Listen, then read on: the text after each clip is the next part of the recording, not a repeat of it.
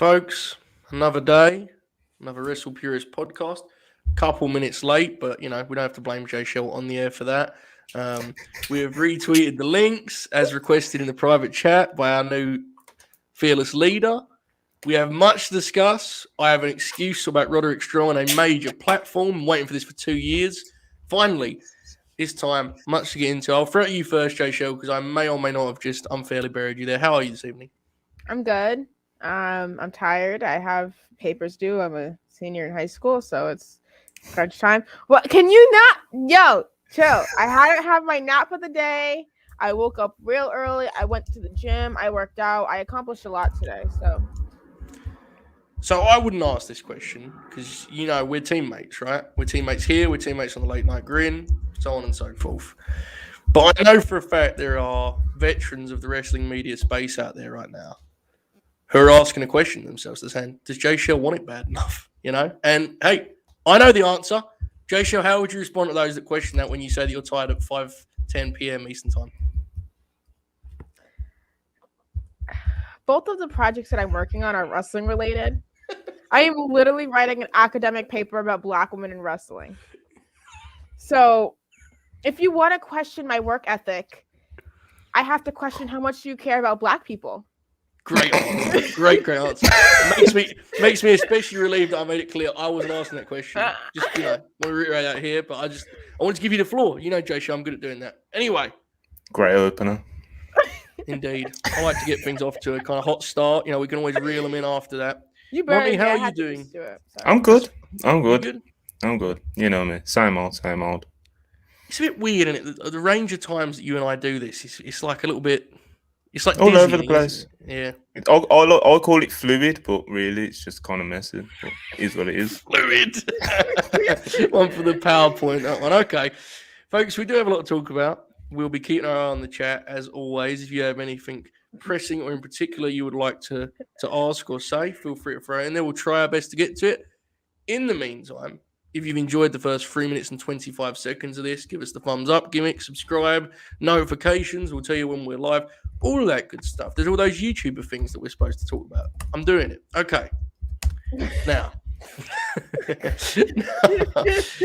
let's get to the big topic. One of the great professional wrestlers in the world today is in the news. Not the reasons we necessarily would prefer, but there's a positive in there hidden somewhere. Roderick Strong wants out of WWE. He is not getting it as of right now. He has not been getting it the last couple of months. He's been trying. That was the news from Sean Rossap, Fightful Select, all that good stuff. Jay Shell, I know you're clearly the lesser Roddy fan on this booth, on this panel, which is not really a criticism. It's more just, you're on with two insane people. Your reaction to the news? No, I really like Roddy. Sorry, Joe. I like his wife a little bit more. But I just want for him to be happy, to be honest. I want him to go be with his friends and his wife. And it obviously make it easier, like with the travel schedule and stuff like that, if he's able to be with Marina, because she's still working AEW. She's doing indies and stuff too. But I think it'd also be a lot better for him because he's a little bit older too, right? He's a little bit in the later years of his career to just finish off how he wants to. So. Yeah, I think that general sentiment seems to be a consensus on social, right? Like whether you're a big fan like Monty and I, or you like him like you do, or if you just think he's whatever, I think there's just a general kind of consensus of it'd be nice if he got a chance to do what he wants to do after all these years. Monty, where are you at? I know obviously you and I we're probably going to get pretty deep into this, but just your instinctual reaction when I reiterate the news story of Roddy trying and failing to get out of WWE. It's not really surprising, to be honest. I think that's the first thing. So it's just he's one of the best, in my opinion, in ring at least. Anyway, obviously he's not. We don't have every single tool 10 out of 10, but it is what it is. I'm a big fan of him, and if he wants out, WWE does this weird thing where they don't let people out, and it's kind of a bummer to see it because obviously you want people to be happy. So it's like if you're not going to release them, we need to be seeing what you're actively going to do with them. So, and it's not exactly looking promising for Roddy because it seems like the reasons that that we've speculated that he would have re-signed for back when he did, none of those are factors now. It's not an NXT run by Triple H. His wife's not there anymore. The Cruiserweight belt's gone. Diamond Mine's in the mud. Like, what are we doing? Yeah. I want to quickly isolate that point. I'm glad you brought it up because I think this is important.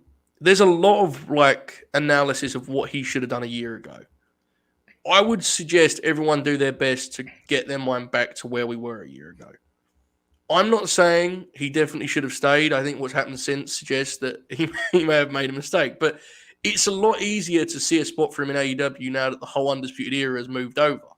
Roderick Strong is one of my favorite wrestlers ever, but if he just went on his own, I'm telling you, there would have been a discourse about whether he even gets in. That's how weird people are about this, you know? He re-signed to potentially be in a faction with his wife, to be, as you said, in an NXT run by Triple H, who, let's be fair, there's reason for Roddy to have loyalty to Triple H. Triple H was pretty good to Roddy, right? You always featured him. They always appreciated what he could do for them. I think it's weird to kind of retroactively shame him for re-signing a deal that kind of made sense for a Roddy Strong perspective. Yeah. I'm going to stay in Florida with my wife, get a nice push by bookers that have always pushed me before. Because Sean loves Roderick Strong too. You know, it's just, unfortunately, there are other influences now.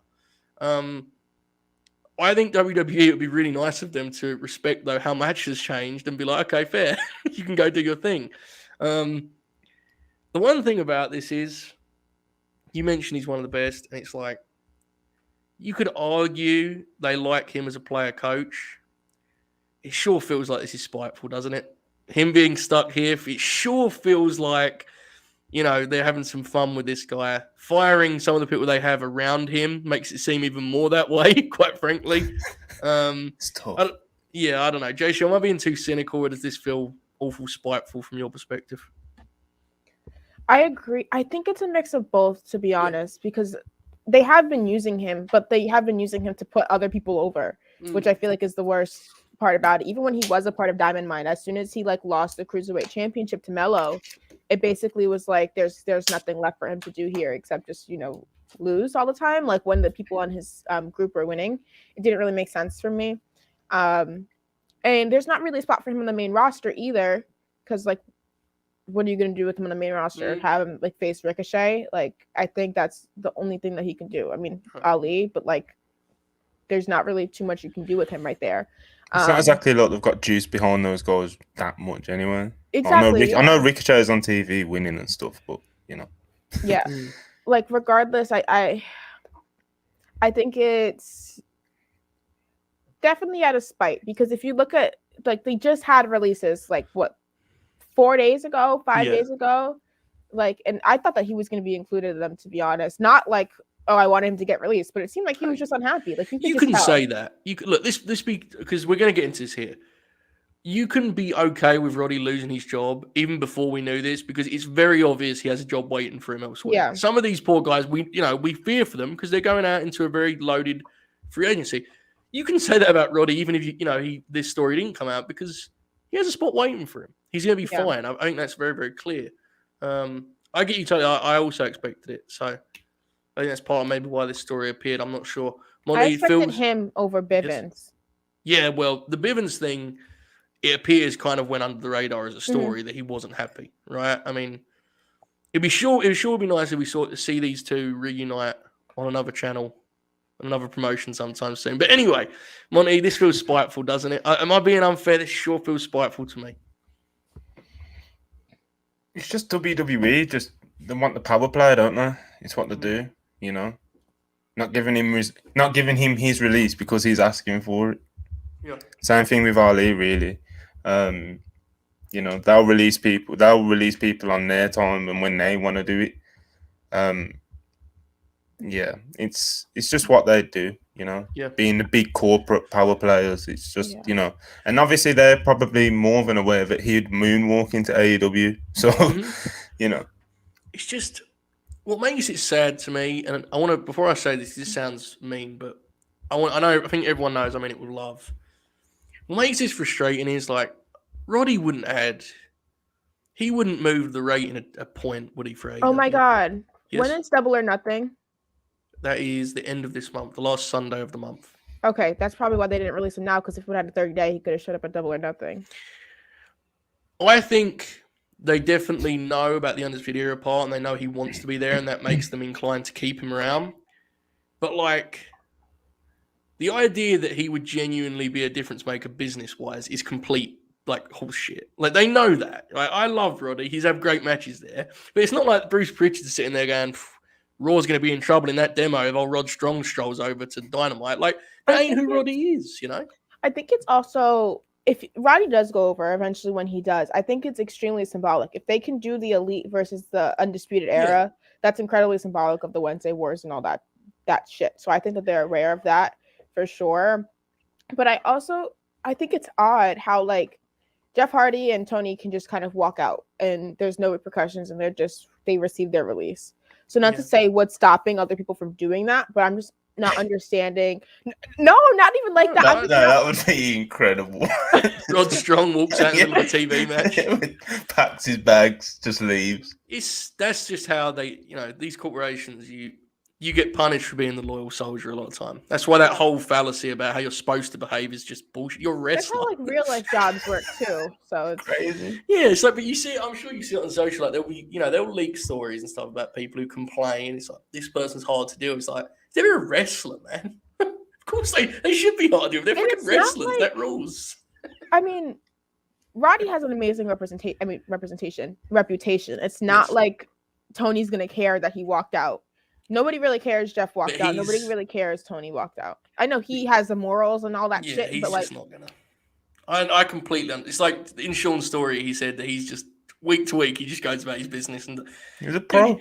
He came to the UK and had like a 4-star title match with Ilya. Like, while this was going on, he did that. He's fucking Roddy. What do you want? He can't help himself. I want to talk about a few different pieces. There's one thing I want to kind of kick around a little bit. I will forever be intrigued by when they turn to 2.0 if they'd have just moved the Cruiserweight division to Raw. Hold on, folks. Hold the phone, all right? I know it sounds like a disaster, I know, but hold on. The top guys on Raw at that time were Bob Lashley, were Big E, Orton, you get Brock gets involved later on, even as Seth, whatever. I will just always wonder what could have been if Rod could have been on Raw as the Cruiserweight champion. You give him a 15-minute match every week. He could work with guys like Rey Mysterio Jr. Cedric Alexander.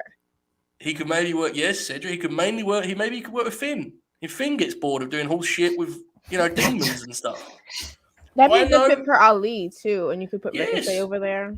And I completely understand why people know, like, shoot down the Cruiserweight on Raw thing, because it doesn't work. It never worked. But what I'm getting at is, imagine how much stronger that 3-hour show would be if they actually tried to make the Cruiserweight division work. Like, rather than just killing it when 2.0, they said, actually, let's just move it over. I don't know, Monty, I know this is a little bit of a, like, it's a little bit idyllic of me to even suggest such a thing, but it would be nice to have that variety on Raw, wouldn't it? Yeah, of course it would. And it's just like another one of those ideas that sounds easy when you pitch it like that, but it's just something that you never really believed they would actually do. It is a great what if, though. Imagining Roddy hitting Ray with backbreakers, some of the matchups that he could have had. But yeah, like I said, it's one of many, a long list of things that doesn't sound that hard when you pitch it, but it just, you would never really have the faith in WWE to actually pull that off in this, in this era that they're in right now. Yeah. I hope Marina Shafir is on Dark Elevation and they record it tomorrow.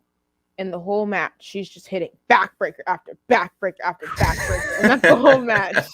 I'm for it. I think there's a real chance that Stokely manages Marina in like a faction. I really think there's a chance that happens. Like, that's going to be a fun thing to get around. Speaking of such, I do want to get into this a little bit because, this is the story right now. I want to ask both of you, do you think Roderick Strong still works for WWE at the end of 2022? I'm intrigued. You can elaborate or you can give... You say no? Okay. No, they're gonna. I don't, because like I said, to start off with, I think it really is just a power play thing. Yeah, they'll do it when they're ready, and I think now that they have to kind of look at him and single him out, whoever that is, Vince, Bruce, whoever it is, he just doesn't really fit the NXT 2.0 brand. And if he was going to move up to the main roster, they've had plenty of looks at him. He's been on plenty of dark matches or whatever you want to call them, main event or whatever the fuck it is. But he would have been called up to the main roster by now if Vince would like the look of him. So, you know, at the end of the day, they are going to run out of ideas and they're not going to, you know, people always say that people make out that WWE love to lose, but, you know, I can't imagine that they actually do love paying people to sit in catering and shit like that, especially with Nick Khan around now. Like, he's looking at those books and he's thinking, like, what are we doing with this guy? You know, I can imagine he's getting paid probably more than anyone on NXT, to be honest. Who else in NXT right now? Especially with how recently he re-signed. Pete Dunne recently re-signed, but obviously he's a lot younger and stuff. I can imagine he wouldn't be on the money that Roddy's on. I think, but, you know, female close would be EO. Yeah, most of the names that when he signed were on his level or above have either moved out the promotion or moved up. Basically, right? He's the odd man out. My read is I agree. I think eventually they get bored of playing this game, especially if he won't play ball and change his name. But Jay Shell, what do you think? Roderick Strong still in WWE at the end of 2022? I don't think so. I think I'd say around SummerSlam. Around that time, I think they're going to be spiteful for a little while, but it's just going to get to a point where they're just going to be like, what the hell? Because I mean, look, I love the guy. It's different to Ali, right? I think they're being spiteful with Ali, but you could talk me into the idea that they actually have like big sweeping ideas for Mustafa Ali. There's no such thing for Roderick Strong, let's be honest. He just isn't. He don't fit their profile. It's not what they want, and that's fine. What's really intriguing about him in AEW, to me, honestly, I mean, guys know I'm gonna be transparent. Him standing by Adam Cole in pre-tapes ain't really my role for him.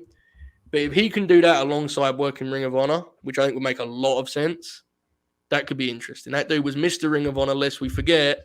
And if Samoa Joe's going to do a little bit of both, I'm sure Roderick Strong will be more than happy to do that same gig. So that's interesting. I think we'll do some single stuff on AEW too, though, because they always have Kyle and even Bobby. He's just, and this is going to turn, us just being fans here, but like, he's so valuable from a booking perspective, right? You can slot him. He could be teaming with O'Reilly, and he immediately improves that team. God bless Bobby Fish. Evidence is there. You can seek it out yourself. You could do a singles match. Are you excited for his match with Jeff Hardy? Absolutely not. You could do. I mean, genuinely, if you did like Danielson Roddy or Punk Roddy on TV, old foes, like they could main event a TV easily. I think easy. Oh yeah. The options are really long with him because it's just like. He could slot in the same position that Trent's in. Mm-hmm. Very good wrestler. You can beat him, and you can main event with him, especially Roddy, man. Like, and you can do especially Roddy Rampage. He could genuinely slot in exactly in the same person that Trent, and he can do the tags, he can do the singles. It's gonna be good. Just easy. It's easy. Yeah. So valuable, a guy that always keeps himself credible just by the way he wrestles. He wrestles with such aggression and intensity. You can beat him in those big matches and he'll be fine. The Trent comparison is actually a good one. And also, just throwing it out there, him working like random squash matches on Dark. Oh my God. Imagine him like flinging Fuego around and just kicking the shit out of him. Fuego's so good at getting the shit kicked out of him. Exactly. Like, this is... And look, folks, I understand there's a general kind of people are frustrated with like not every wrestler needs to go AEW. Let us have Roddy, okay? Can we move Roddy over? Is that all right? What are the odds on him working a blood sport? Higher. Yeah, I'd say he's very likely to do that. He's his kind of thing. It's the first indie I thought of. Yeah. When I thought of Roddy on the indies, blood sport against Biff or some shit. Biff. Oh my God. I think he'd do Mox. He'd lose. Yeah, oh my God. See, we need him. This is like he'd lose to Barnett. You get what you get. He would. Barnett beats everyone. But in fairness, to Josh Barnett, listen. This is, if it was a shoot, right, brother? If it was a shoot, how old's Josh now? He was still blood sport, Noah. What are we doing? Listen, you know my take on that. It's a podcast for another day. Respect the veterans, folks. That's what I'm saying. Big love to Roddy Strong. We're rooting for him. Roddy, if you're watching this, do not, be afraid to do a Twitch stream. Mention unionization if you need to. Whatever is necessary to get yourself out of there, brother. We're rooting for you. We're ready to go. Aren't they more lenient in NXT about Twitch streams and stuff, though? Yeah, so what you do is you say you want to get called up, and you Okay. say you're willing to be like change your name, and then you immediately go on Twitch. Oh. Backstage in the locker room, you fire up a Twitch on your phone. That's the play. They can do cameos and stuff now. I'm excited for that. Oh my God. Alicia just commented, Roderick Strong versus Minoru Suzuki. Oh yeah, of course. We're starting to catch fire now, folks. Roddy in the G1. Oh, I'll never forget, back when wrestling was in a very different place. Roddy as MLW champ. Well, it's not Lashley. Now.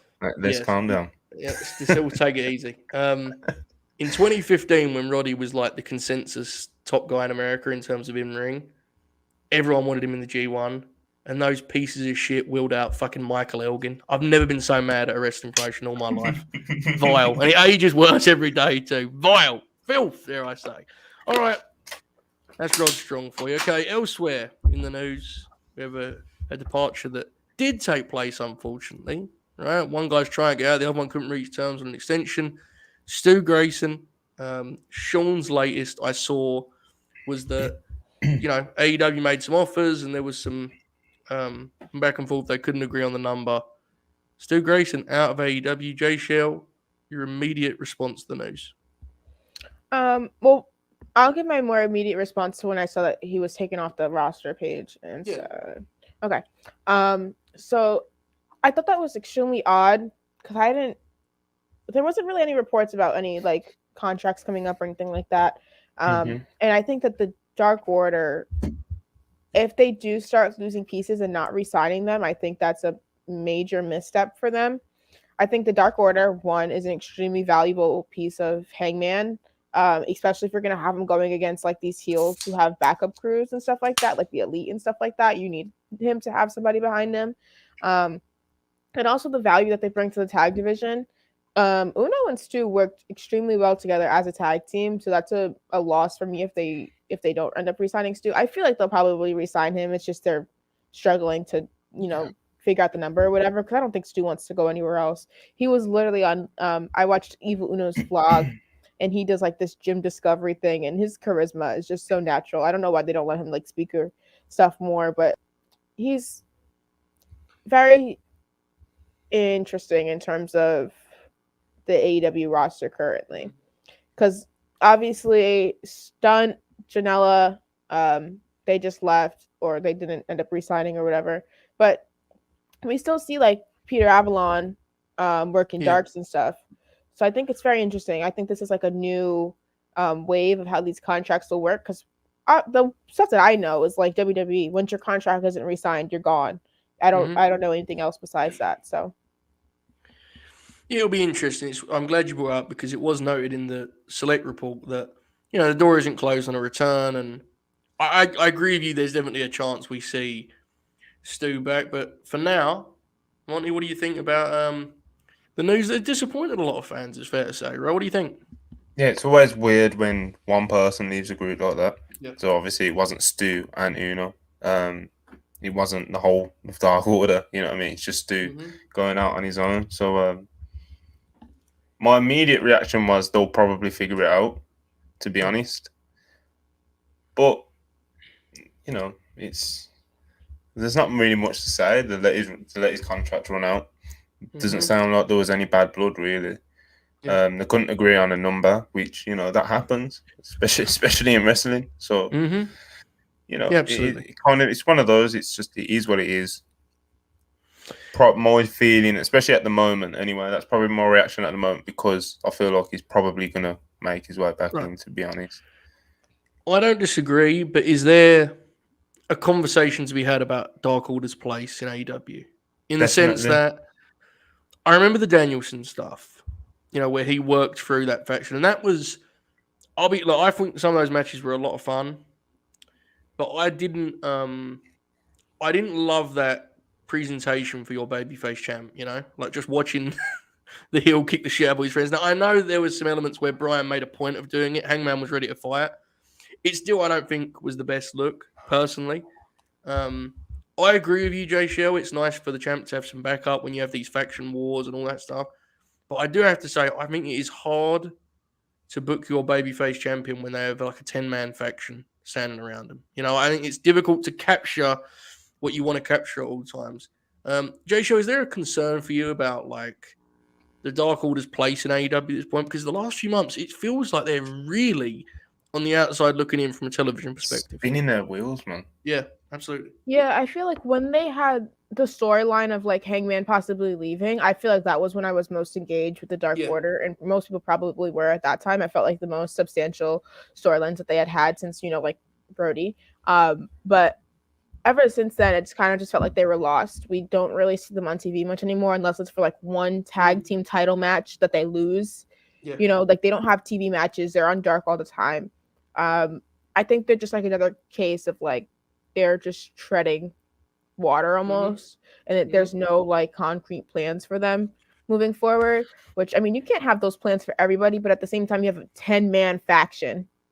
And like, there's still so many storylines with them that's not even tied. Like, is Anna Jay still a part of the Dark Order? She kind of sort of walks out, not all the time. She's not always with them. What happened with Ty Conti and Anna Jay? Was Ty Conti ever actually in the Dark Order? Like, I just don't. Yeah, it's hard. I remember the last time they were with Hangman, they had that weird like disagreement about whether they were going to be his partners. Remember that? Where Hangman's, you know, and it was like, are they doing a turn? And then I don't think there was a follow-up on that. They helped Fuego. They lost the trios match to the House of Black. They've been out in the cold, Monty. What's your read on House of Black's place in AEW at this point? Dark Order. I'm sorry. You know, Bud Matt's always on the mind. Dark Order. A few of our friends have mentioned this, to be honest, and it seems like a lot of the first year acts in AEW, well, not a lot, there is a handful of them, a handful of the first year acts in AEW that now feel kind of not necessarily outdated, but they've got to the point where it's just like they're spinning their wheels. So you've got the Dark Order. I feel like you could potentially even throw Best Friends into that group. Yeah. The Jurassic Express as an act felt like that. Now, obviously, everyone still loves Jungle Boy, and he's in the tag team with Luchasaurus, and you know, they're obviously the tag team champions right now. So they're obviously not going to die out like that. But like I said, Jurassic Express as the act, a lot of those first year acts kind of, you know, it feels like they're spinning the wheels, especially some of the novelty ones, like we said, like Dark Order, you know, Best Friends. So Orange Cassidy, it's like there's only so much he can do with how much he's on the show, I think. I feel like as soon as Tony clocked on that he was a draw, obviously he's been on TV a lot more, but long term, I think with Orange Cassidy, it's like there's only so much you can see him do shtick, and I feel like, you know, with him on as much as he is, he doesn't feel, it's not the same. It's not the same as Orange Cassidy versus Pac now. Like, it's just not the same. But, you know, obviously, like I said, Tony likes him, and he probably still is a draw to this day. So everything I'm saying is just completely redundant, and I'm just an idiot. But that's how it feels like to me. I don't like the idea that, like, because somebody is a draw, that means that we have to like them and not criticize them. I don't believe in that. It just means that people, it just kind of means that people clearly are into them. People are turning on the channel to see them, etc., etc. I'll be totally honest. I love Orange Cassidy. I think there's always a role for him, but I think you're absolutely correct to be like, long term, he does feel like a challenge to book. Yes. Because there's you've got like 15 top guys that you can rotate into feuds. And there are some feuds you just don't do with Orange. Like, it would be weird, you know, like it's just difficult. He's a different character to book. I don't know. I mean, he's I an love attraction. The guy, yeah. He's an attraction, so it's like, like I said, when Tony kind of clocked on that he was a draw, we started seeing him a lot more, and just long term, it's just how many times can you see that? Even though he's very good, like I do like the act, but he loses its magic. Danhausen. Oh my god! It's happened twice on here, Monty. Twice he's been compared to Danhausen. Venomous. Wait, let me. Yes. I don't like the Danhausen hook thing, and that's. I do. Do you really? I actually do. Yeah. Jay Shaw, you was literally on a show with me last Friday, in which I said this. You were that tired, wasn't you? You was exhausted on that. I ended the show, Joseph. That was amazing. Carry on. What do you like about it? Yeah, let's talk about it. So here's my. I have two levels which I enjoy. Let's talk about pro wrestling. Number one, I genuinely enjoy their dynamic. I do. It's like a really, really, really poor man's version of a certain other late 90s WWF act that I will not compare because Monty will get really mad. But the Odd Couple, I like that dynamic. I think it's fun. The big thing for me, and this is where I do appreciate it, I like it from a booking. Yeah, I like it from a booking perspective. The reason I like it is I think Hook was in a really tough spot from a booking perspective. He was beating roster guys immediately. There is no way you can give him the real push you want to give him at this point in his career while you have that roster. You just can't. You can't do it while guys like Hobbs and Starks on Team Taz are waiting for their real push. It's too early. So to me, it gives you a chance to keep his television exposure up, to give him a chance to explore different parts of his personality without doing the real push. Because that's what we're calling it. Be fair. Explore other parts of his personality. He's talking now. He's talking. He's going to do some comedy. You can't do the real push right now. There's no place for it. And I think it's got over huge. Now, again, that doesn't mean you have to like it, but like there's an idea that it's called Hook Off. It may have called him off for you guys, and that's fine. They're over huge as an act. They tried Hook Danhausen immediately on Friday or Wednesday, whatever the fuck. So I think it works genuinely, and that's not me doing bootlick. I think you guys know I'm, just try to be honest here. I like it. So anyway, back to Orange Cassidy. We were on Stu Grayson. I know, but that's it, right? That's my question. I agree with the point about certain acts have been outgrown or whatever, outdated, Is that just, are we seeing the natural results of an AEW that entered a wrestling world very different to the one it lives in now? I mean, lest we forget, when they came into professional wrestling, WWE did not fire people very regularly. They have since released like 130 people or something. I mean, it's a different, it's a different roster. CM Punk's back. Bryan Danielson opted to leave. Adam Cole. Is this just the natural result of that Jay Shell, or is it? I don't know. Is it? Does it bum you out as a fan, or do you like the products better for the kind of upgrade in talent? Where are you at personally on this?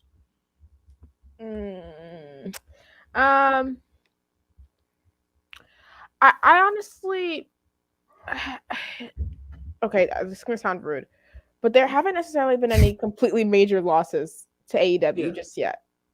As much as I love, the people who left, especially Swole, the company is continuing on, and there's no major missteps in storylines or anything like that. So I feel like it's a natural progression. Obviously, the roster that was first a part of AEW is drastically different than the roster that they have now. And I think that's simply because Tony got a lot of the people that he wanted now. So he's not going to re-sign everybody. And is that going to leave some people sour? Yes. Rightfully so. Sour, probably, if they were expecting loyalty, which I would from somebody like that. But especially people who were there from the beginning and helped to make AEW what it was and are now kind of, leaving or not being re-signed because of where AEW is now, which they helped AEW get to. It's definitely difficult. I think there are certain people on AEW's roster that I think we can all agree. If you'd have told Tony Khan in January 2019 he'd end up with them on his roster, he'd have been like, "What happened over there?" I mean, we're currently. It's like you look at the Blackpool Combat Club. If you'd have told Tony Khan when he struck the deal with Mox, "Hey, give it a couple years, you're gonna be running a faction with Danielson and Regal," even like, "Oh, really? So Disney bought WWE then?" It's nuts. The game has changed. Monty, is that what we're seeing here? Are we seeing a wrestling world that has shifted, and AEW is just kind of the talent level has gone up in a degree that you could never have expected beforehand? What do you think? Yeah, of course. It's just a different world now. It's crazy, really, because it's only been a few years. And WWE have released so much like top tier talent, and so many top tier talent have made the jump over and not wanting to re-sign with WWE, and have made themselves free agents that could then be signed by AEW. Mm-hmm. It's then when you just look at some of the free agents that were brought in around 2019, they were all made a big deal of, pretty much every single one. Anyone who came from WWE, you can go down the list, like especially like Brody Lee. You know, look how he came in like the biggest star. You know, he got his flower. It felt like he was getting the flowers that he didn't really get in WWE, even though it was just such a short run, unfortunately. Imagine now if they got Keith Lee around that time and how they brought him in, compare it to how they've brought him in now. It's and it's nothing. I've got nothing against the way anything they've done with Keith Lee so far, to be really honest. But different. Definitely. If he would have came in 2019, he probably would already be feuding with Hangman or some shit. So it's just different time. Like all these releases, it's been so many. It's been crazy. Like WWE have completely changed their vision of hoarding all this talent. Because let's just be honest. That's basically what they were doing. They were hoarding all this talent. And TJ Wilson had a quote not that long ago where he called NXT basically it was like a super indie with WWE level production, and that's what it was. And they've completely shifted the vision. So a lot of top tier talent that don't fit the WWE mold because they can't fit the super indie mold either, they're now available, and it's a completely different world now. AEW's roster is completely different for that, and now that these contracts are running out, we're seeing the effects of it, and it's unfortunate, but I don't think Tony Khan is losing sleep over losing some of the people that he's lost so far. Even Cody, I'm a big Cody fan. Like I love everything he's doing in WWE at the moment, and it's not affected their number clearly. So I actually think in a weird way his stuff had become so like alien on that show, right? It was a weird dynamic, Cody and AEW for those last few months. It makes more sense now. WWE to the core, man. He is, isn't he? Yeah, he is. Absolutely. One of the things that Sean talked about, which I think is representative in both companies, is not having creative towards the end of contracts. And even like looking at a Joey Janela or like a Stu Grayson or whatever, Stu obviously was doing dark matches and stuff, but didn't have much creative. Marco Stunt wasn't on TV at all for like the past 6 months.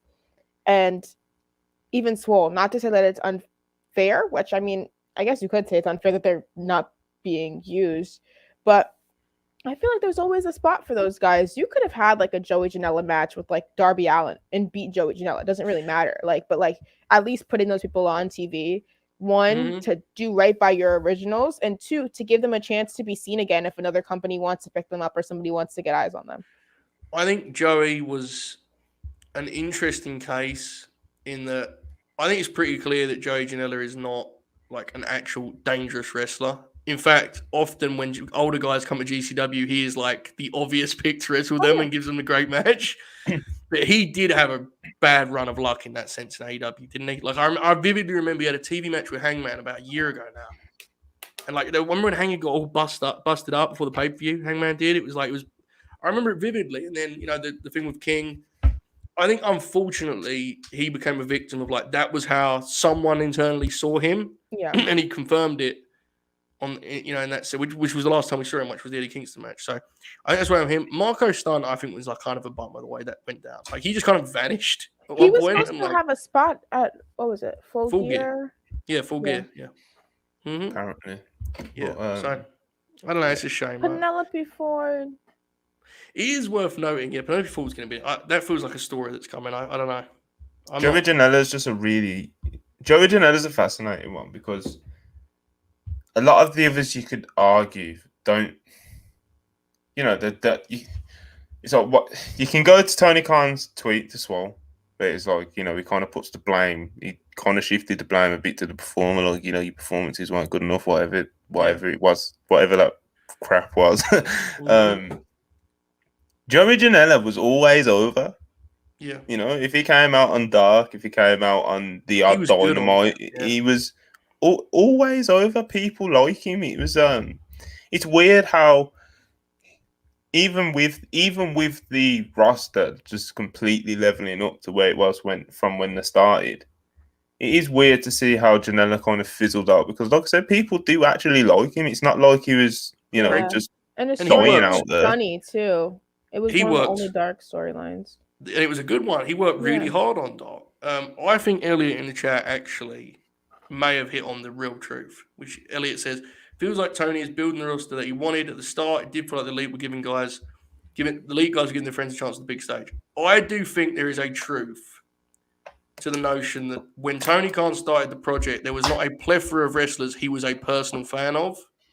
And that has since changed in dramatic fashion due to releases. And as you said when you were right bringing it up, a lot of people have left by their own accord. They're not just all releases. So I think, like, even if you look at the Owen, right? Like, in the Owen, you've got Joe, Kyle O'Reilly, Dax Harwood.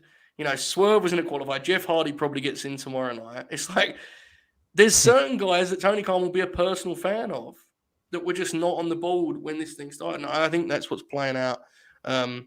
It's a bummer because, people can be very, like, cold and cynical about it and be like, they wasn't main eventers anyway. But, like, if you're a fan of them, you're allowed to be bummed out they're leaving the promotion you watch. I said to you earlier, like, I like Stu. He's a very good professional wrestler. Yeah. He is. Like, he just is. Janela, like I said, a lot of people liked him. You could definitely probably argue is more over than Stu, who was whose contract ran out recently. Yeah. But even so, both guys, pretty much all of them, all the people that leave, it's they were obviously signed to AEW in the first place for a reason. They're obviously good in some areas, whatever it is.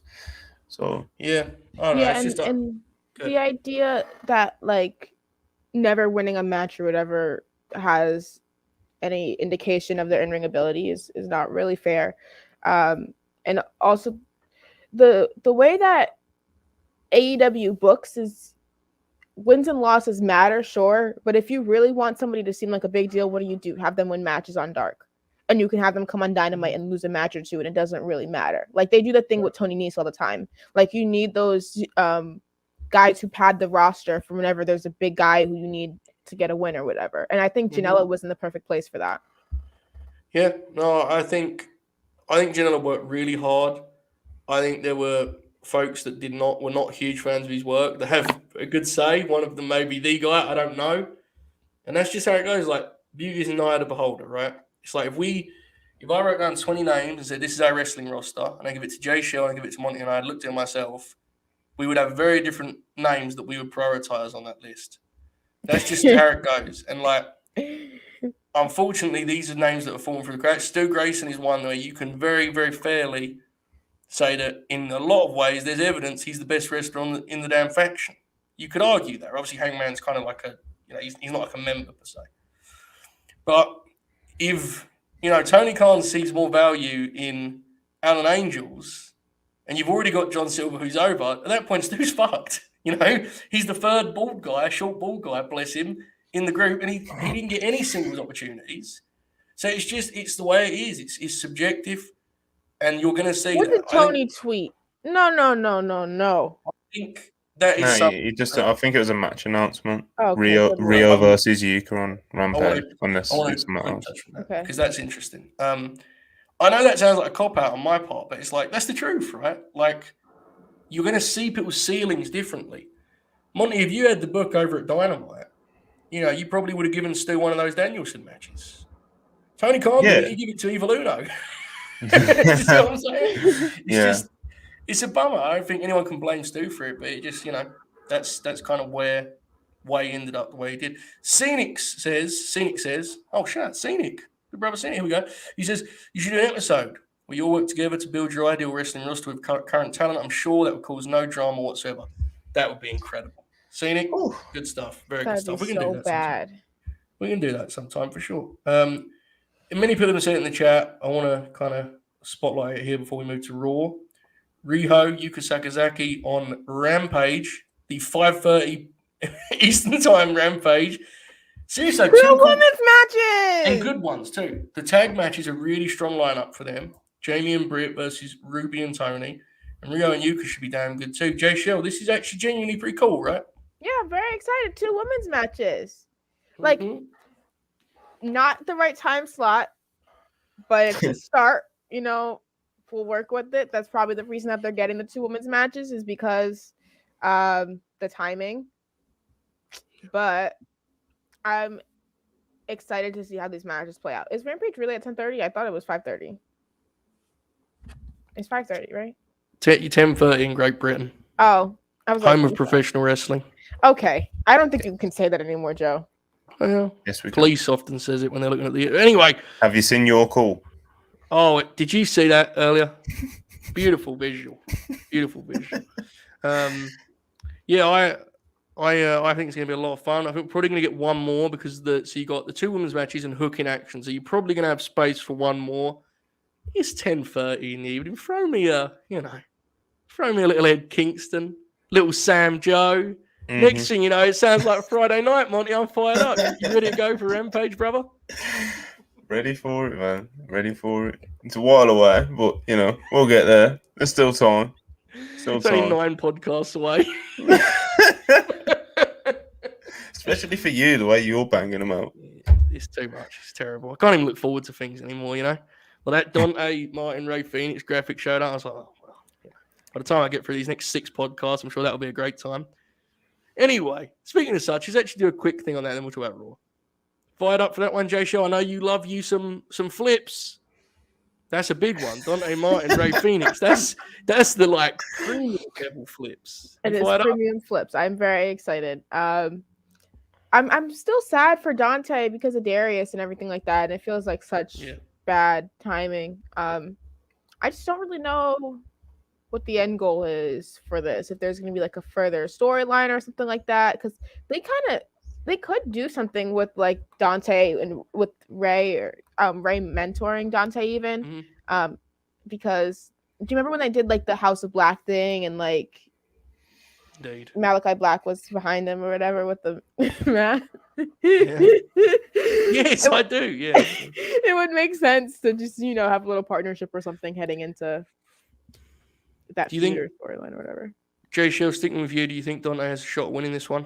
No. Monty, I've seen some talk about it, so I want to. I would love it. I would prefer it, but no. No, that's ridiculous.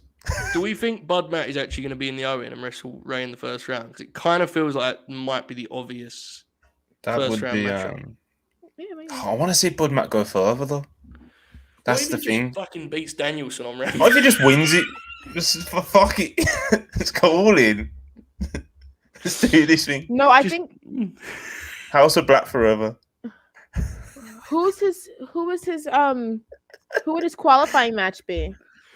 Oh, line him up. I think his qualifier is Pac, and he loses to Pac, and they do Pac Ray Phoenix. Well, hold on. There was multiple things wrong with that sentence. He's losing to Pac. Why? Because why not? Have you seen him? He only wins. That dude's. Pac hasn't had a match in a while. They bring Pac back. Pac wins. Pac loses to Ray Phoenix. You want to make money in this business? You know what to do. Monty, who are we lining up to get beat by Bud Matt on Rampage at 10:30 p.m. in Great Britain? Oh, there's one more spot only? Damn. Yeah. Very exciting. CM Punk. Yeah, that's who I said, man. CM Punk. Let's get it going. Let's get it going. Let me try to think of someone smart. Did Jay Lethal lost to? He's already lost one, hasn't he? I don't think so. No. He hasn't. So you could have Jay Lethal. You want Bud to kick the shit out of Jay Lethal? Good answer. And then here comes Satnam Singh. Could you actually get away with doing Fuego, legitimately? I know it sounds, but that kind of makes sense. Do you see the women's? Oh, hang on a second. John Silver versus Bud Matt. Okay. At 10:30 p.m. in Great Britain. I'm liking this. I'm liking this a lot. Bud Matt versus Britt Baker. Can we do that one? Jesus. That's very dangerous. All right. It'll be interesting. I think this was about. He hasn't had a match either. This is one of the most Joe Holbert things ever. I just turned to Dante Martin Ray Phoenix and that's went into a Bud Matt fantasy booking session. Do you remember how I got so excited because I thought it was going to be Daniel Garcia versus Lee Moriarty in the finals? Owned. Lee Moriarty, Bud Matt. No, because Lee would lose. No. Yeah, but it's the TV match at 10:30 p.m. in Great Britain. It'd be a good match, though. Lee hasn't won yet. Jay Shell doesn't get He's it. a baby. Like, what are we doing? Hang on, I don't think we've explained it properly. Jay Shell, you don't realize this is going to be the whole country is going to watch this, right, Monty? 10:30 p.m. Fuck match of the day. Britain is going to park, and it's Friday anyway. There is no match today. It's going to park. I'm telling you, they're going to have this on in the cinemas. Move our show. Oh shit! I'd forget about that. That's a conversation for Friday morning. I ain't doing that now. I don't think people understand the scope of this event. You know, especially with NXT UK star Tony Storm in the main event, you're going to have minimum 25 million people watching this thing. Factual. Yeah, very exciting. All right. Speaking of big time viewership, let's talk about Raw. Here we go. Rating. Let's do it. Did you see that poor Brandon Thurston tweeted like an especially low number and had to delete it because he got the number wrong? He fucking ruled. He tweeted like 1.3 million. He had like 30 quote tweets and he had to get rid of it. Amazing. Anyway, here's what we're going to do with Raw, folks. We're going to hit the main topics. We are not going to go break, segment by segment. If you did not watch Raw, but you're interested, this could be good for you. If you did not watch Raw and you're not interested, don't know what you want from me, okay? It's a wrestling channel. We're going to talk about Raw. All right. Roman Reigns was there. Yes. He is the tribal chief. We would like you to acknowledge him. They are building. Yes, Jay Shell. I'm doing the you were doing. I thought I'm used to the hand. Jesus. Yeah, full hand. It's the hand, right? The hand usually goes up. Well, my hand goes up, your mouth goes shut. Fair. Fuck. He was on this. Had a great time. Roman Reigns. They're building this 6-man tag. Listen, I'm sure the match will be awesome. This is so weird from the outside looking in, as someone that doesn't watch their TV closely. They did like an extended build to a tag unification match and have just turned it into a 6-man with no bells on the line. Monty, where are you at on this bizarre, just change of plans for the pay-per-view? Are you excited for the match? In storyline, I think they're just doing it as Roman Reigns does what he wants. Yeah. He just, they were going to sign the contracts and he just showing up like, nope, that shit ain't going down.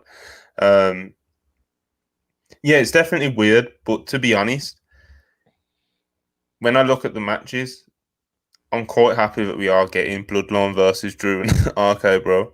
Especially with the way that WWE lay out their matches. I genuinely think it has the potential to be like a WWE match of the year contender. Because they actually with these multi-man tag matches, they do kind of let the boys run wild, So yeah, Dog said RK Bro, I'm big fans of him ring. I think they just, especially in the WWE mold, they know how to work those crowds. People love them. Obviously, everyone knows about the Usos. Roman versus Drew, the big single stars. Obviously, Randy Orton.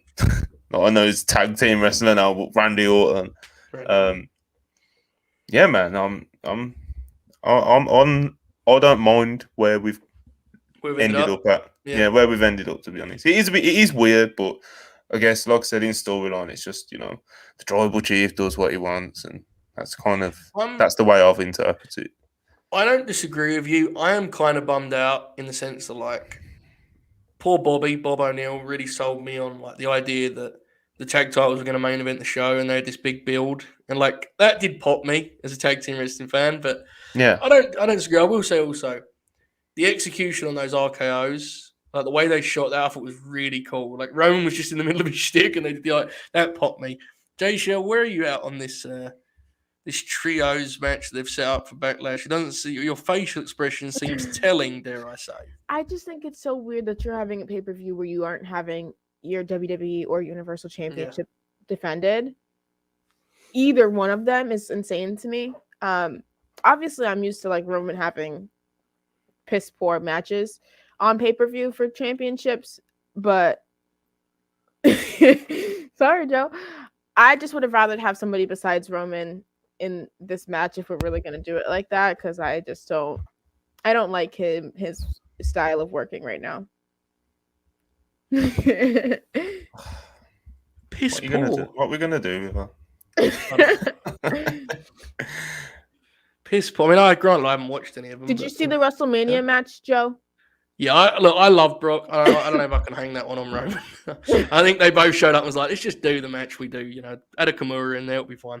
Okay. Meanwhile, in Gotham, Edge's famed faction is still rocking and rolling. This is great stuff. Let me tell you, great stuff. AJ Styles and Damian Priest actually had a good one. I liked their match quite a bit. And we had a big post-match angle. Bizarrely timely in the sense that with Bullet Club's birthday coming up, we got an AJ Styles Finn Balor deal. Listen, if you're not into this, I completely get it. The Edge stuff is awful. I'm all for AJ and Finn being an actual team for like a decent stretch of time. I genuinely think it can be a lot of fun. Now, granted, I say that through the lens of what I would like tag team wrestling to be. I appreciate this is slightly more limited, but I'm into it. Jaysha, where are you at on the tag team titles?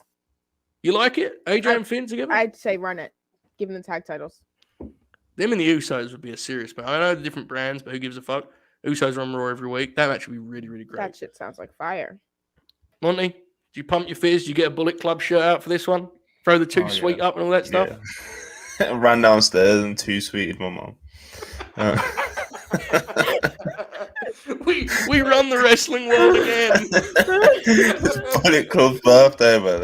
Had to celebrate. Oh, was he really? It was a tag title win away from Grand Slam. Balor. It's good for him. Yeah, man. It's just good to see because obviously with Finn, it just feels like he's just floating and existing in WWE at the moment. So if they can actually pair them together and give them a proper tag team run, and if I do think if it is an extended tag team and it isn't just something for this feud, you'd have to push them. It's two former world champions.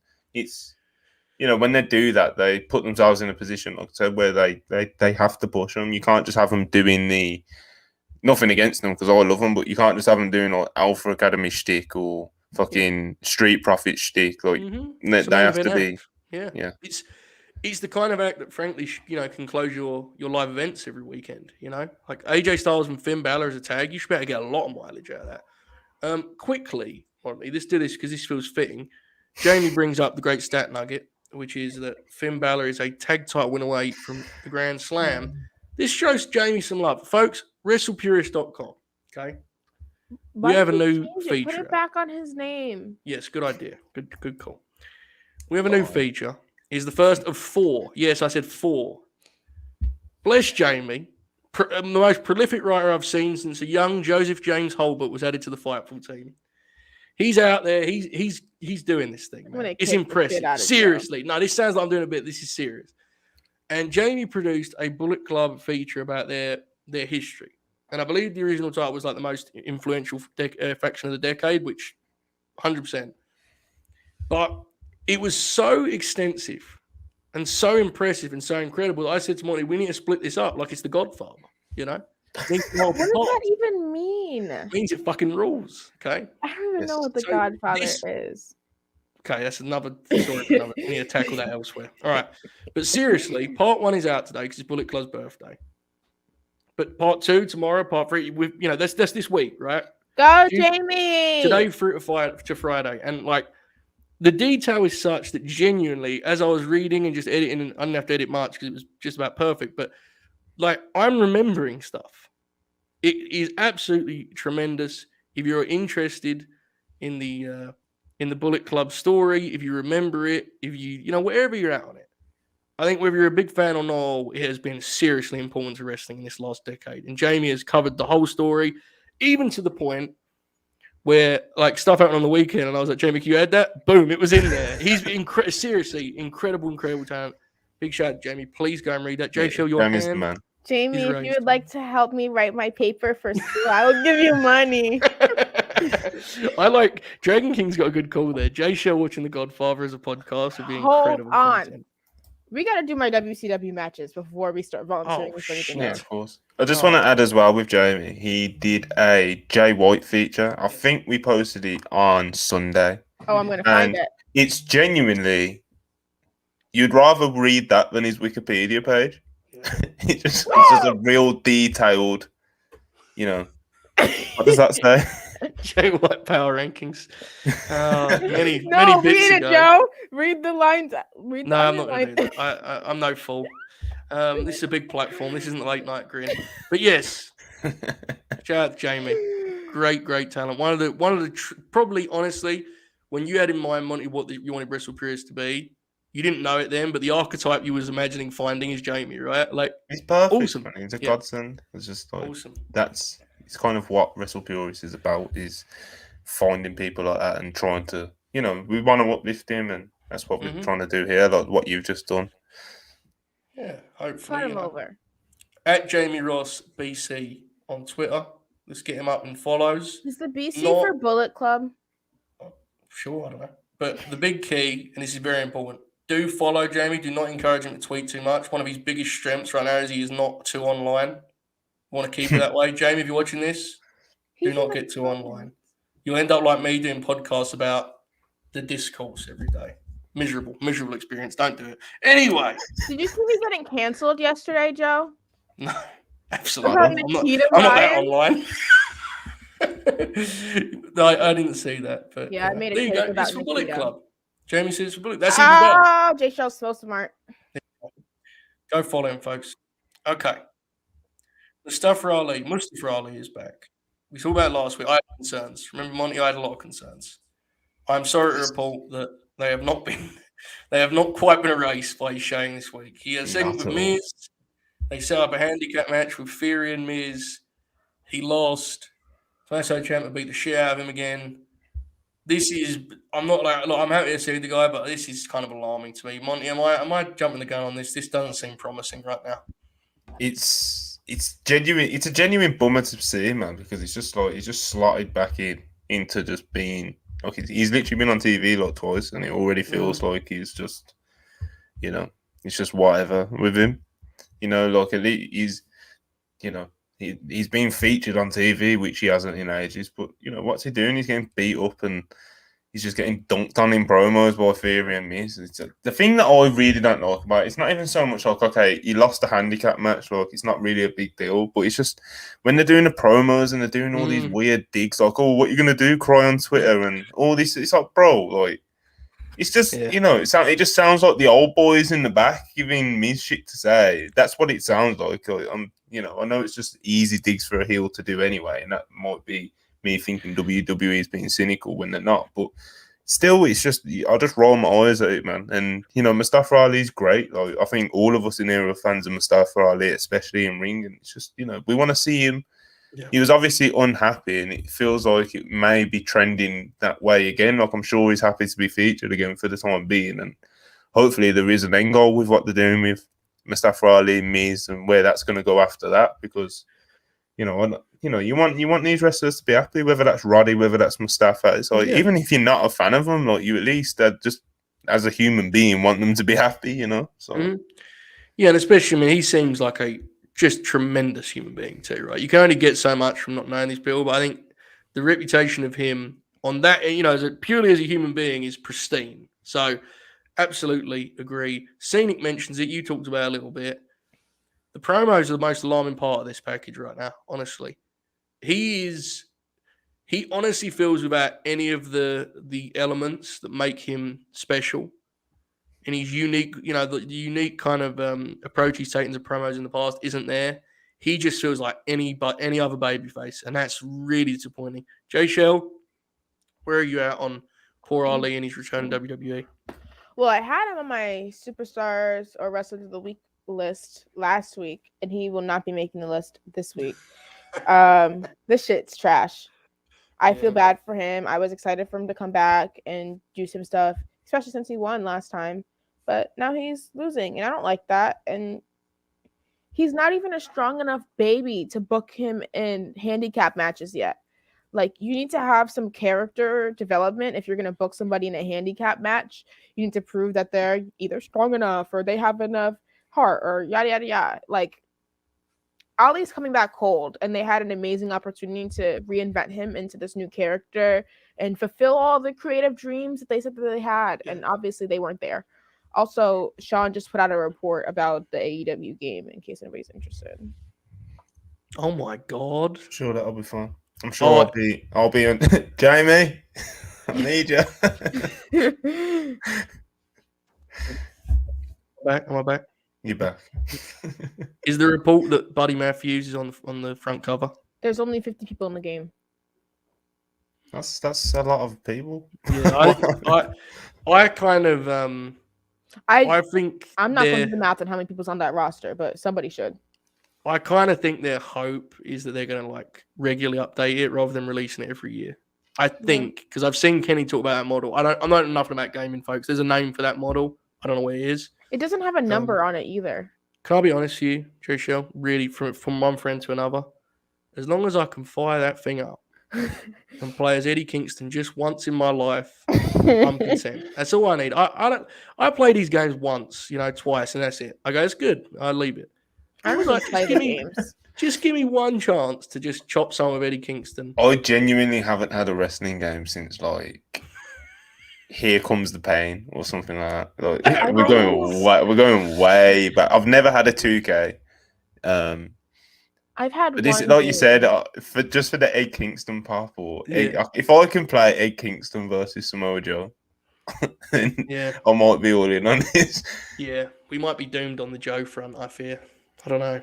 We'll probably get him in like 4 years. He'll probably be up there. Downloadable. Like you said, if to do that model, it'd be a lot of downloadable content. And I hope it, in a sense, it's a bit like 2K in the way of it, like, all the nerds can mod the shit out of it. So you can just fucking put, you just put anything you want in. Yeah. My Lord Chaos has got it.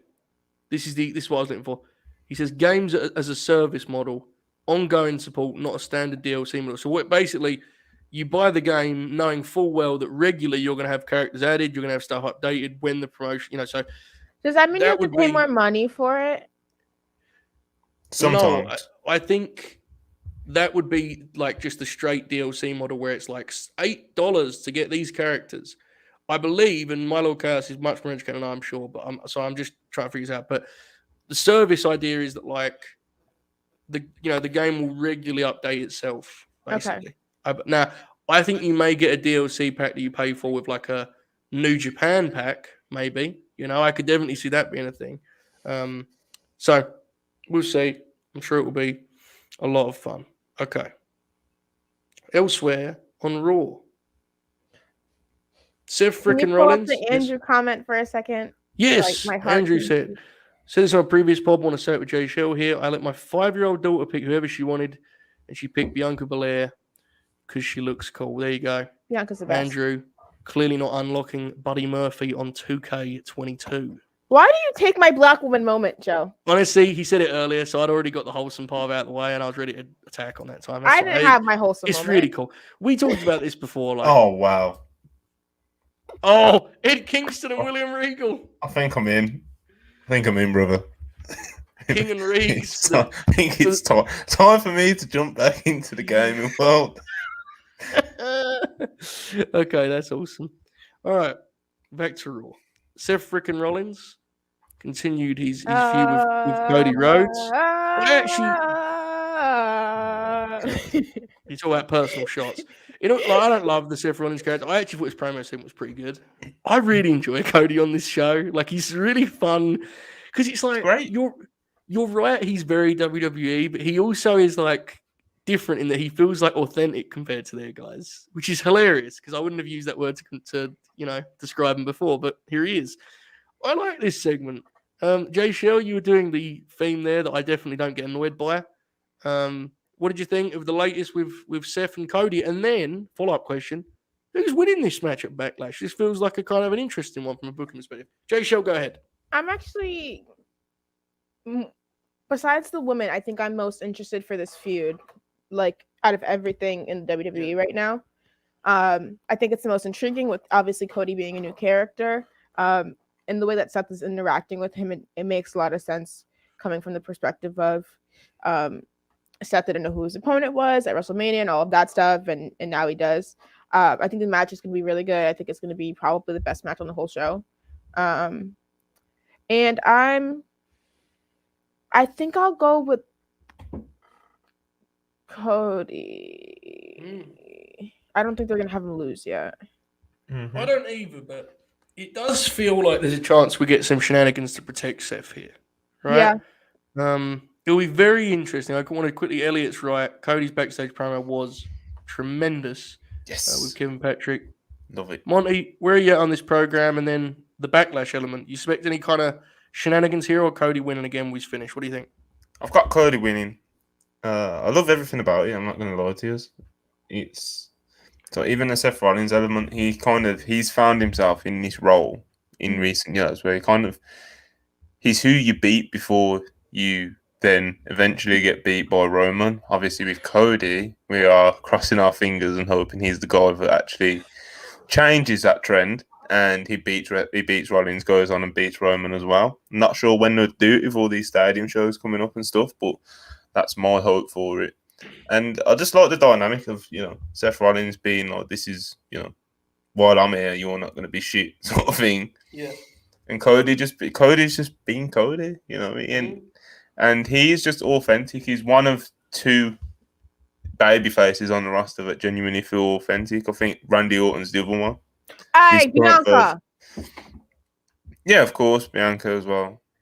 But it's a hard thing. It's a hard thing to find. It's a hard thing to find, man. I get very aggressive about Bianca. I apologize. Yeah, you don't say. Oh, I didn't notice. Or when you scream, "Hey!" Hey! Your voice was like British there. That was impressive. Okay. All right. I like it too. I'm looking forward to it. He just does his own thing. Like I said, with the Randy Orton thing, he goes out there and it's like he feels very WWE, but at the same time, he's different. He's doing his own thing because he is WWE. Like I said earlier in the podcast, that guy's WWE to the core, man. He just lied to himself for the past 6 years. God bless him, he made a difference. But, obviously his significance or shenanigans. Yeah, he's. I think Cody wins, but there's shenanigans with Seth. But Cody defies the odds because he's the American Nightmare. Yeah, maybe. Yeah, I hope Cody wins. Just beats him clean. Yeah, I think he just wins. Pins in him 8 minutes. 8 minutes. 8 minutes. No, Joe. Opening match. There isn't. As Twitter will tell you, there isn't a lot going on this card apparently. So you don't want to burn through that one too quickly. Can I be honest? Yeah, I looked at it and. I like it. I think it's fine. I think it's like I wouldn't say I like it, but I intend to watch it, and I did not have the reaction of like, "Oh shit!" Like I didn't have I'm that. I'm not watching that. Well, fair, but Backlash versus Omos too. Where's Bianca? This is the thing. So I've seen people go, "How can the world titles not be defended on a pay-per-view?" I feel like it's kind of like we're so used to the way of thinking of them as like real pay-per-views, and I think. Them doing this premium live event name switch is kind of them trying to signal to us that not all of them are like real pay-per-views. Like the B pay-per-views are barely pay-per-views. They haven't been for years now. And that WWE actually have about 5 pay-per-views a year. The big 4, Money in the Bank. Maybe 6 if you throw in this UK stadium show. I wouldn't even count like the Saudi shows as like proper pay-per-views because there's a lot of rematches, etc. on them. I feel like WWE is trying to train us not to take these B-level pay-per-views even less seriously. Honestly, I think this is something that they were doing before the pandemic, but when they were stuck in one setting, they had to emphasize the pay-per-views just to have some idea of what you're like building towards. Does that make sense? Yeah, you're stuck in one. Like I remember vividly. Do you remember the Hell in a Cell where Bray worked Seth in that all-time fucking? Yeah, well, I remember that. I don't really remember too much about the pay-per-view. That week, going into the pay-per-view, like the weekend of the pay-per-view, they had like 3 matches announced. They just like threw a couple on there. I remember thinking this at the time, and they'd done it a couple of times around there. They are now, rather than round there. Yeah, a couple of times in that area. I think rather than the culmination of current stories, they see these as like a selection of things currently going on in WWE. They are like, if we have 15 stories across our 2 brands, here is 6 of them in a match of some form on pay-per-view. I don't think they see it as like, this is our month's angles, coming to fruition. That's just me. I expected at least championship matches. Yeah, I'm not saying that's fair. 100%, 100%, Jay Show. I'm not like shooting down. Like, well, no title matches. Like, it's 100% get where you 100% get some frustration, but it's fair. You know, when people are like, "Oh, well, it's a pay-per-view, so this, and this has to be defended." It's like, well, WWE don't see it like that, so either get disappointed or because I was going to go to the show. That's fair. No, that's fair. And I wanted to see my Bianca. But there's that's 100%. Like I said, that's 100% fair. 1,000,000%. As a consumer, you can just look at the show and say you don't want to watch it, and you've done that. Yeah, I don't disagree with that.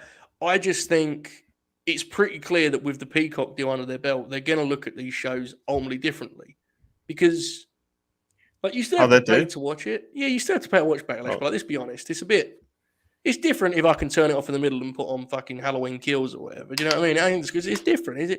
It's a different time. I don't mean Peacock apparently sucks, but at least it's, I just think it's different. Out of this whole situation is that they're maximizing their TV time now. Like the women's tag match is on SmackDown, and they had Sonya and Bianca on Raw and stuff like that. But I don't want them to do that at the expense of having titles defended on the pay-per-views. I think it could certainly be a lot stronger. I could never disagree with that. I do think in some cases people fool themselves as to what these shows actually are. That's what I would say. Yeah. Sometimes I even think like with you mentioned the women's tag title match being on SmackDown. It's like they probably WWE internally probably prioritize that show in wanting to get a number out of that and putting Sasha Banks in the title match, etc. Than the Backlash pay-per-view, because the Backlash pay-per-view, what we got to remember is that, like you mentioned, Joe, they're already paid for. They're paid for. Yeah. They're paid for. They ain't even really. They don't care. Well, I'm sure they do care in terms of like trending the business, etc. But how much they care about what that number does and how much interest it does in these B-level pay-per-views. They don't really. They just want to sell a few live tickets, which WWE probably always will sell. Decent numbers. Sold out. They're doing pretty That's good. That's what I mean. Now. They always do, because WWE, they are wrestling shows, but I think Andrew Zarian said it around SummerSlam. I think he was there, and it's like you go to these WWE events, and it's like they're like, it's a wrestling show, but it's like a family outing sort of thing. Yeah. So like they're always gonna do good numbers, because it's just WWE, man. It's like they are the monopoly, whatever you want to look up the ticket count. Good. It's their relationship to manage with Peacock at the end of the day. And if they know full well Peacock is more than happy with the numbers they've been getting, and they know that 4 or 5 times a year they're going to be able to spike those numbers with absurd stadium events that do crazy numbers, they're fine. And that's just the way it is. Jay Shell, yes? This is as of the end of March, so it hasn't been updated yet. As the end of March, the 31st, there were 698 tickets left, and that's a 7,000 person arena. Doesn't mean they're fine. It's like, it's just here's the truth, honestly. And I've done this. And for those of you who don't know, I don't watch a lot of WWE TV. I've started watching Raw last couple of weeks because we're trying our best to do this thing here, right? But I don't watch a lot of it. I enjoy a lot of it. Too many people pair their frustration with WWE's product with the business struggles they have. Oh, the latest one is 370 tickets left. There you go. I'll be honest with you guys. The WWE product that was most suited to me would probably be doing much worse on the ratings and ticket side of things than it currently is. They're doing pretty good. Do I think a lot of it's enjoyable? Not really. I think Raw's actually been quite good since I kind of tuned back in here. But I think there's a misconception about a lot of this stuff I do. Now, if you're not into Backlash, there's nothing wrong with that. A lot of people won't be into it, but I think they'll be fine. Like I think this is fair, because I think the actual arena, I think it's set up to seat 7K, but I think it can actually hold up like 12 or 15 or something like that. And this is a fair comment, but like I said, when it comes to these, I'm sure WWE aren't losing money on these. And it's like they're making so much money off Peacock now. It's just the house is a very little part of it for them, especially with if they're going to be running 4 or 5 stadiums a year, like their average comes out so strong. And I think these live events have got to be at a loss. They are. Apparently, they don't care. The Cell show has done really well. I know that. I think they've basically got that place almost sold out. I think so. I think they're doing okay. I don't. That doesn't mean it's good. I'm not doing that thing. Oh, definitely not. There's a difference between critical success and commercial success. Sometimes 100%. I think people get lost in like, well, I think it sucks, and look how much it's struggling. It's like, well, they're doing okay. I think it'll be all right. This is going to be the first WWE pay-per-view that I haven't watched since my break, which was right before WrestleMania 36. Owned. Well, anyway, sorry to hear that. Back to Raw. On that deflated note, JoJo killing the mood. Ready for me to bring in it the back up? territory. I'm going to bring it back up. up. I killed the territory on Friday. You don't want to see me do that. I'm gonna bring the mood back up. Ready?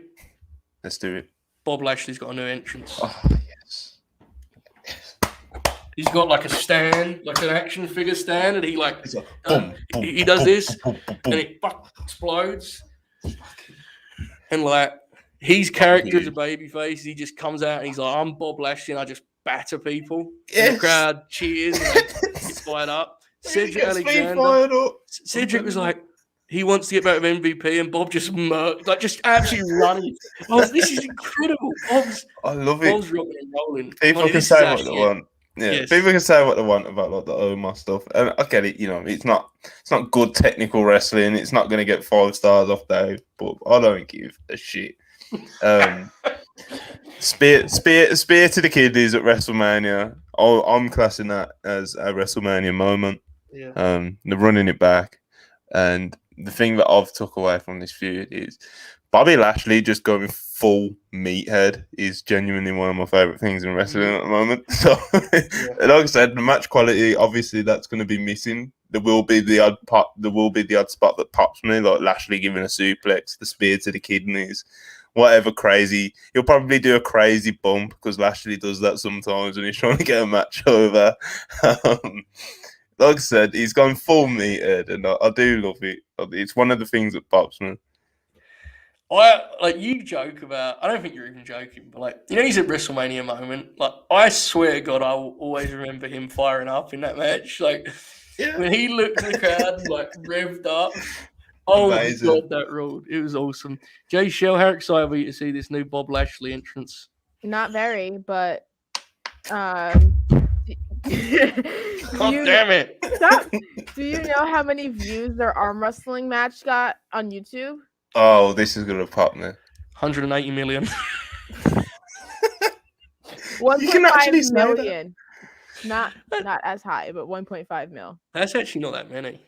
That's not that many for WWE. People do. There's some. So you see some of the WWE stan accounts that are they'll be like, this segment got 2 million views already. Bro, have you seen how many subscribers that channel has? They have about 100 million subscribers or something ridiculous like that.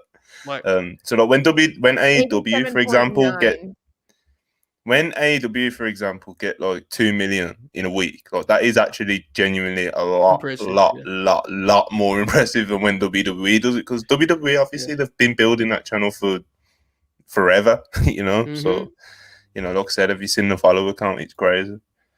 Bray Wyatt used to do incredible YouTube numbers. Yeah, glory days, brother. When the business was hot, just amazing times. I remember it. Oh Remember it well, bless his heart. There's a Miz versus Cena match that has over 100 million views on it, I think. Pop. It's crazy. Jay Shell? Asuka and Becky. Asuka's return also got 1.5 million views. So Braun Strowman uses Alexa Bliss to entice the Fiend. Bray Wyatt has 7.8 million views. That sounds like porn.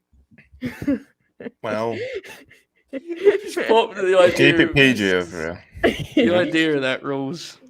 All right.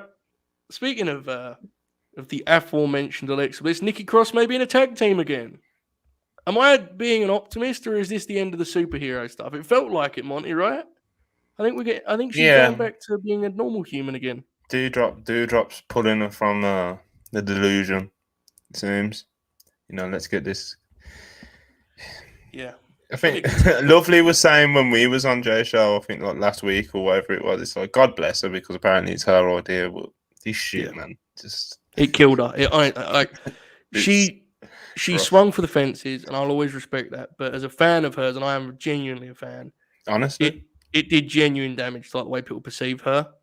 Luckily, She's really versatile, and I think she can overcome it pretty easily with time. I do not know if this is the place for her to do that. I do think if left to their own devices, her and Doudrop can be one hell of a team, baby or heel. I think they can be a serious team. So it'll be interesting. I wanted to mention it, show a little bit of love. Good to see Doudrop back. She's always done a great job for them. Doudrop. Indeed. I'll be honest with you, I really like the main event. Seriously like the main event. 6-woman tag. We had Liv. Wait. Yeah. Wait. We're not going to talk about Dana Brooke wanting a divorce from Reggie. Well, you can talk about it, but I'd rather not. Well, I just thought you have to mention it. We're doing a Raw review. We're doing it properly. Well, huge news. I'm sure that'll get numbers on YouTube. You can look, man. I know you're into it. I know it's your favorite angle on TV, all of TV, not just wrestling. But floor is yours if you want to get into it, brother. Go ahead. No, I was just bringing it up. Just thought it was worth mentioning. Yeah, our good friend Dana Brooke. Is that a thing? She liking tweets and stuff on Wrestle Purist, or is that just someone else? No, she's known Natty. Oh yeah, God bless. Natty's a good friend of the channel. Factual. Sonya Deville, Becky Lynch, and Rhea Ripley versus Asuka, Bianca, and Liv. I really like this a lot. I mentioned to you last week, Money. This is a strong lineup. This women's division has got some depth to it. And this match was really good. It was weird to have the Go Home Raw end with a 6-woman tag featuring women that none of them wish were on the show. That was weird, objectively speaking. They don't give a fuck. Yeah, genuinely. It was weird. They don't even look at it as a Go Home show, do they? No. And in fear of being redundant, because I know everyone said it already, but I thought Liv really it's a known story. Liv's getting a lot better, but when she was surrounded by the top talent in the division, her looking as comfortable and at home as she did, I thought was really telling. Jay Shaw, what do you think of the main event here with the 6 women trios match? What do you think? Live for Money in the Bank. Live for Money in the Bank, please. Been saying that for 2 years, I feel like. Oh yeah, we said it last year. And definitely last year. Last year felt like the time to do it, Yeah. But we'll see. Not to give WWE any credit, because I don't think that they deserve it. I think that Liv deserves it, but I feel like she's in a better position now than she was. Obviously, she had the Becky thing, but I think in that Becky feud, I think it was more of the 2 women really working to, get Liv over rather than WWE. But that always seems to be the case with the women's division. But regardless, I was very excited for this match. This was the only match that I tuned in to actually watch. I was very happy with the fact that all of the women were being featured. I wish that Asuka kind of would have got the pin because it was her first match back, but I also am very appreciative of Liv being able to get the pin. So I'm just kind of split on that. But I am extremely excited. I'm super proud of Liv because she's worked so hard. Absolutely. It was a big, big win for her. My initial reaction was the same as yours about Asuka, but once I kind of saw it in motion, I was like, that was good for Liv. I think she needed that. Money, what did you think of the main event of Raw? Yeah, it was a nice match. Liv got her shining. She got the pin. I thought the finish came off a little bit awkward, but other than that, it was, it was a nice match. It's nice to see the women get that spot. Obviously, I think as one of you mentioned, it's a bit weird that they're not on the show. That's also probably the reason why they got the spot. You can main event Raw. With these especially with the B-level pay-per-views, goes back to the point from earlier. It's like these go-home shows don't feel like go-home shows. They're not presented to us like go-home shows. It's not like they're doing last big angles before the pay-per-view. They don't do that. It's just, like I say, it's just another show. It's just kind of another show to them. But yeah, it was a good match. It was, like I said, nice to see them get the... What was that? Do you remember the spot where Asuka hit a hip attack and then Liv? Oh yeah, of course. That was awesome. 100%. Yeah. I understand why there's pushback. I'm not as educated on women's wrestling as I should be. And I understand if you go in the realm of star ratings, they aren't the best division in the world. They got some really cool women on this show, some star. Yeah. Some women that are stars and some women that should be in competent hands. I'm always that's striking to me. There are more women on WWE's roster than men at this point that I often think it'd be interesting to see them really truly capitalized on as potential stars, you know? So the reason I led the way I did there is because I'm not here to do the thing about they're the best women's division in the world. I'm not educated enough. I don't have a clue what's going on. I can't say that. But they've got a good lineup. That's what I do know. You know what I think? I think that's true across all companies, is that I would circle more women as these people should be stars over men. Naturally, because of the opportunity barriers and things like that. But I feel like as a collective, looking at the women's division across all companies right now, there is the most star power that there's ever been. And I can't say which companies are really capitalizing on that right now. I think the pay-per-view thing sucks. I think it's genuinely, I think it's fair to say that through like the last 3 weeks, Raw is doing an encouraging job. Now let me be 3 weeks is what I said. So I'm not, it's hardly like we got this great, and I said this last week. I said, this is a strong lineup. Sonya is obviously a little bit the odd one out, not for any fault of her own, just the way she's presented. She's the loser of the bunch. But like Alexa's on the bench. You put Alexa in Sonya's spot here. That's your top 6. Oh no! The whole part is frozen. I was being really positive too. If you get that 6, you can anchor a TV show around those personalities. Some of them are better talkers. Some of them are great workers. Like, I don't know. I'm not saying that they do a bad job or a good job. I'm just saying that when I see it in action, sometimes it really stands out to me, like how fun these women are as TV presences for them. And, there's obvious comparisons to made that I ain't going to make. But you know what I mean, Monty, right? Like these, like you look at like Liv and Rhea and it's like they're kind of underneath right now. But they're both stars. Like the audience sees them as being important, whether the booking does or not. This was fun in that regard, I thought. What did you think? It's always fun to see how WWE women get over, even despite the booking. Yeah. Like you just brought up Rhea and Liv. Live crowds just still pop from and love them because they just have a certain level of presentation, even when they are in the mid card or wherever you want to put them. Yeah, it's interesting to see, man. It's fun to see. Wow. Screaming divas, then freezing. Fair. I vividly remember when like someone put together a clip of when they did the chamber match earlier this year. And like obviously, when you do the Saudi shows, that bless them, they have to wear all this, and it's like, but they all look so fucking cool. The way they adjusted to it, and like they're money, like a bunch of them are. Like Bianca Belair, I think, other than the Becky thing, which was horrific, they've mostly got what Bianca Belair is as a talent, and she's their top babyface. And Bianca's just so easy as well. Bianca's so easy. Like Andrew mentioned in the chat, it's like, he's shown his daughter all the wrestlers, and she immediately gravitated towards Bianca. And so everyone's like that, whether it's little kids or even like. I remember when I was watching unfortunately watching the Women's Royal Rumble this year, because it wasn't the best Royal Rumble they've ever had, to say the least. But watching it with my girlfriend, and as soon as people see Bianca, they're like, oh, yeah, she's there's instant connection. She's so easy. Like I've said it before, but she's potentially, in my opinion, at least. Like I know Hangman's great, and you can definitely argue, and you'd probably be right that he has the better matches, etc. But I do believe that Bianca Belair is potentially the best babyface in the business because she's just so easy. You've said to me before that you honestly think at this point, if you were starting up tomorrow, you could have any talent in the world to build around. Like she may actually be top of the board for you. And like I don't think that's a crazy take at all. Like now again, you said it. You're not saying that she'll have the highest ratchets on like a star rating graph. We're confident in that regard, but she may not top out, whoever else. But total package, in terms of markability and what she can bring to your product, she's very, very special. I mean, the ceiling's ridiculous. Yeah. It's like the crossover potential is like Jay Cargill as well. It's just ridiculous. As soon as people see it, and also you could just get Bianca Belair and just do a crazy Instagram run and just have her taking pictures with like Megan Thee Stallion and Cardi B and just get her over with that audience, and it's just so easy.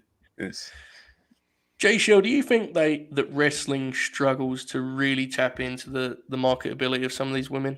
Because it sure seems like it.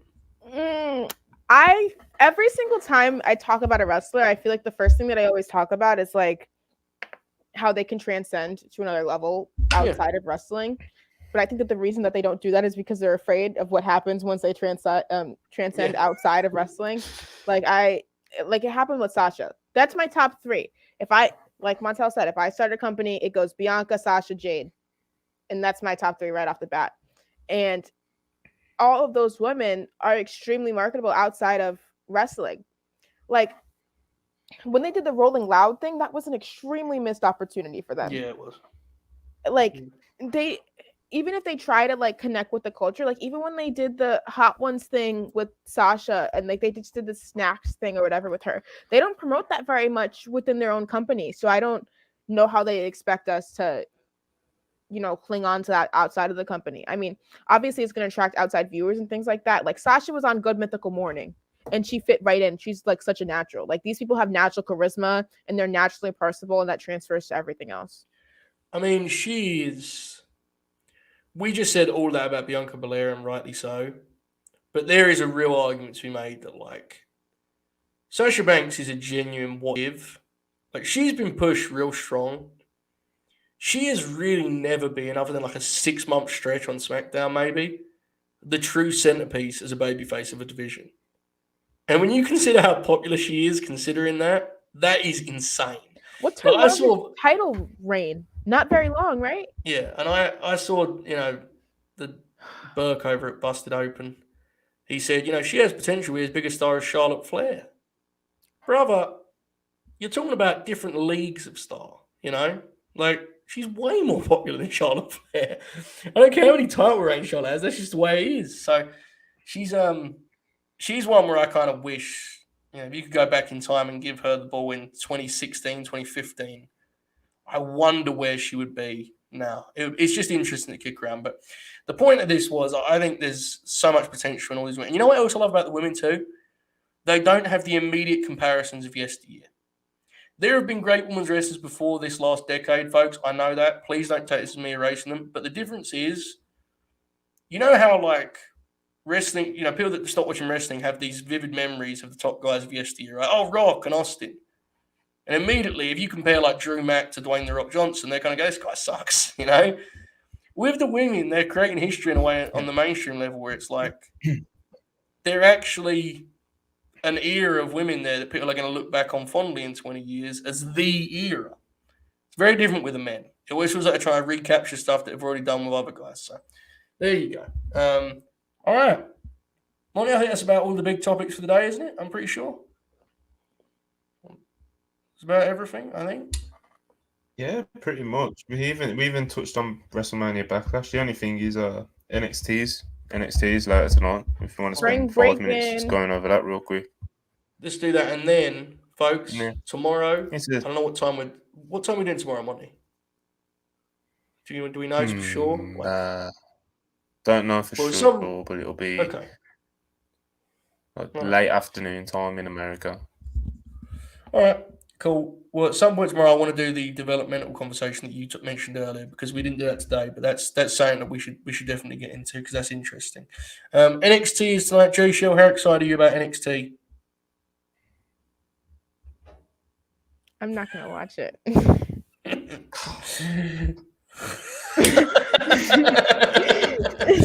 Monty, I'm aware that the Creed brothers are wrestling War Machine or the Viking Raiders or whatever, which sounds tremendous.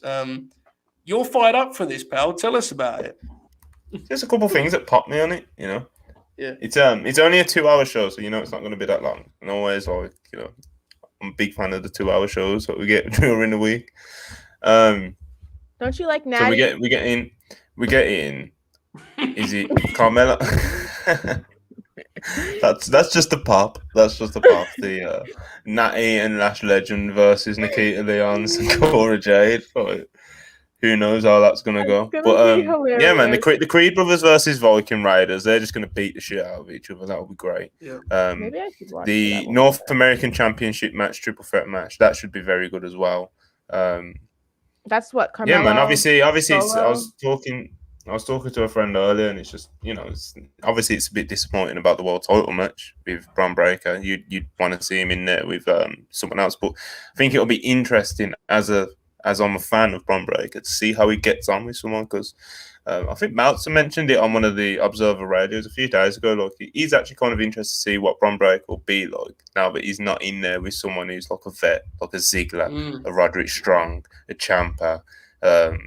It's definitely gonna be a challenge for him, because the match probably won't be as over as the other title defenses as he has, but it's in the NXT PC, whatever it is, and it's gonna have all the fake encouraged crowd noise and shit. So we'll see what we get.